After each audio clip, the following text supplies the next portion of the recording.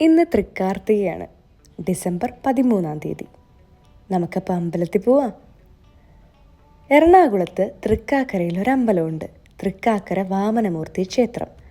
കേരളത്തിലെ വളരെ ചുരുക്കം വാമന ക്ഷേത്രങ്ങളിൽ ഒന്നാണത്രേ തൃക്കാക്കര. അതുപോലെ ഇവിടുത്തെ ഓണസദ്യയും ആ സദ്യവട്ടങ്ങളും കാര്യങ്ങളും തിരക്കും ഒക്കെ ഭയങ്കര ഫേമസാണ്. പക്ഷേ ഇട ദിവസങ്ങളിൽ ഈ അമ്പലം ഭയങ്കര പീസ്ഫുള്ളാണ്.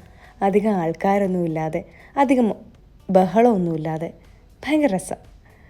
ആൻഡ് നമുക്ക് ഇഷ്ടമുള്ളൊരു സാരി എടുത്ത് കുപ്പിവളയൊക്കെ ഇട്ട് ഒരു പൊട്ടൊക്കെ വെച്ച് പോവാം.